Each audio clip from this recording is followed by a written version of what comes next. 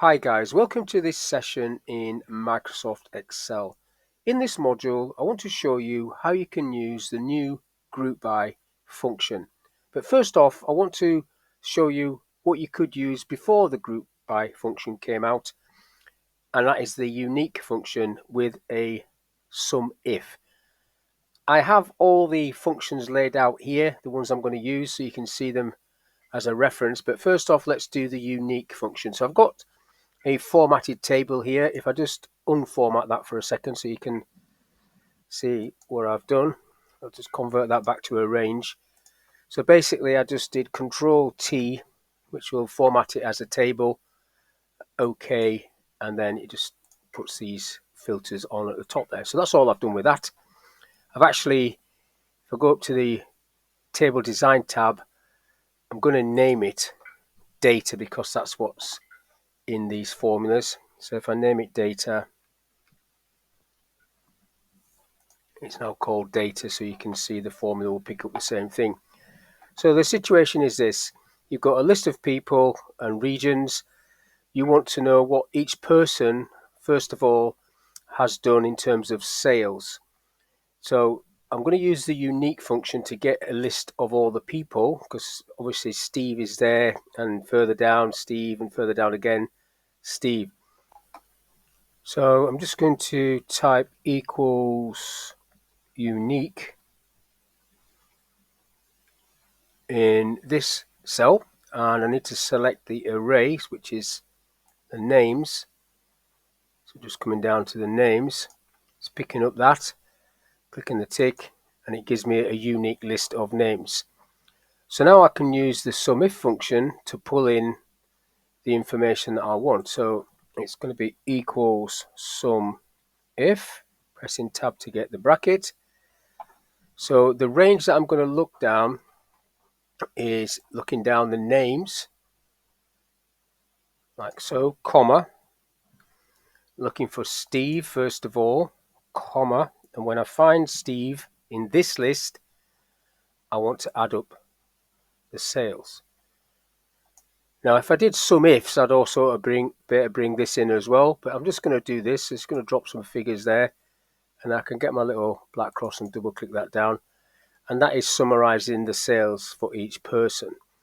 So there's nothing wrong with that, and that has been around for quite a while. But what I want to do now is show you how you can achieve a similar sort of thing with the group by, and I won't really need to use this unique function and the sum if together. So let me delete this off, get rid of that.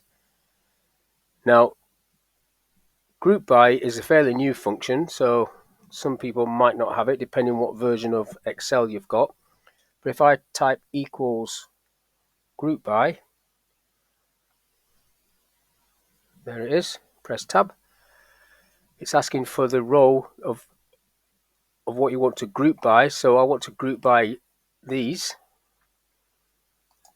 comma. Now there's quite a few arguments along here, but there's only three that you actually need. It's the first three, comma. And then you've got a list of functions that you can use. Sum is the most common one, and that is what I am going to use. But you've got all of these other ones that you can see there.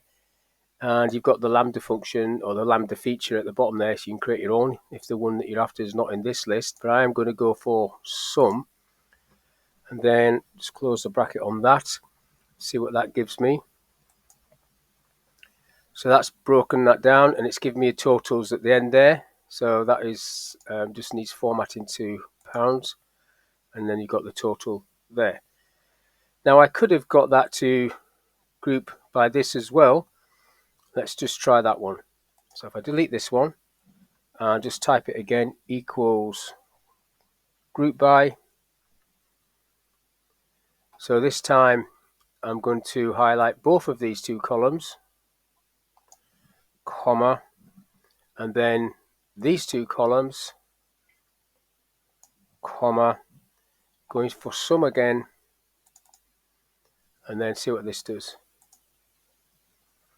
So now it's giving you that information, and these are not formatted to pounds, but I can simply do that.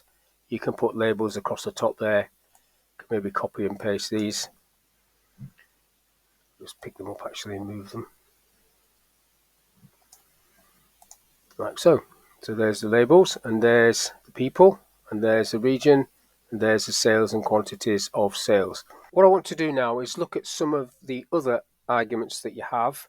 We just used the three basic ones. So if I click at the top there, if I do a comma after the sum and put a 3, that is talking about the headers, field headers. Now I want to do that from scratch. So if I just close this off and delete this and get rid of this. So got nothing there. So if I just type it again, equals group by, pressing tab. So I'm still highlighting this same two columns, but I need to highlight the headers as well. Doing a comma, picking up the headers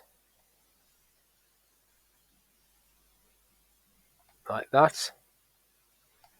Comma, doing sum still. Then I'm doing another comma. So when you do another comma, you get these different options. Yes and show. If I double click on that and tick, see what happens. Let's put the headers there, look, across the top. That's okay. Now if I go back up there after the 3 and do another comma, this is talking about totals. So you've got different options there, grand total, subtotals, whichever one you want there, grand and subtotals on the top even. I'll go for grand and subtotals, which is a 2, and just tick that to see what that does. So for each person, you've got the subtotal, like there, Ben, and then Steve down here, the subtotal for each person. Now the next argument is the sort order. So if I go back onto this, after the 2, I've got 4 columns on this table. So comma, if I put a 2 there, let's see what happens. If I tick that, that's basically sorting by that column. If I put a 3 there, it's going to sort by sales, 3. And if I tick that, like so, I'll just format the rest of this to be in pounds. Now, if I put a -3 there, a minus, it will do, because that's ascending. If I do -3, it will do descending. If I tick that, so now the top one is 24,000 at the bottom. If I go 4, I'll go -4. So just highlight that. That's the 4th column, and then tick. It's changing the order around like so. One of the benefits of using group by over a pivot table in Excel is that if this data, the source data changes, the group by function will automatically pick it up. Whereas in a pivot table, you would have to refresh the data. So for example, we have Ben here. If I change that figure to something a bit bigger than that, if I just type a few 5s in there, when I press enter, that is automatically going to get picked up in this group by function, which is a really cool feature. Another feature that you can do in group by is, if I just delete this one off now, is that you can use it with text. So I want to know which person, like Steve, what region are they in? So I know he's in the north, but I want it to group by. And what it'll probably do is just tell me multiple occasions of north. But if I just try that, equals group by. So I'm still doing that column, comma. I want this column. I've not selected the headers, comma.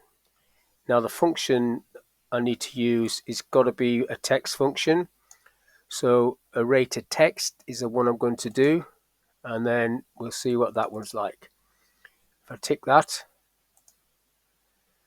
so you can see that it's coming with all of these repeating words, south, south, north, north, etc. which I don't really want to do. So I need to break this down so it just tells me that they're in the south region once and Ben's in the south region once. Now there isn't actually anything to select as an argument, but what I can do is use the lambda feature to allow me to create a unique entry.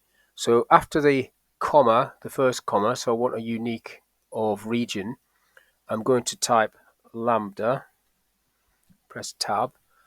Now the parameter I'm going to use is just going to be the word all, comma, and then what I need to do is in this arrayed text I need to put the unique function. So if I open the bracket there and type unique, the unique function, and close that, don't close that, open it and refer to all, and then close it. What you've got there is I'm calling it all, the parameter, and then I've got the arrayed text unique looking at all. Now let's just try that one. Missed off a closed bracket at the end, so I'll just say yes, and then you get a unique entry because you've created your own little lambda function and it's using that arrayed text with the unique to generate that list. So now you've got it all sorted out.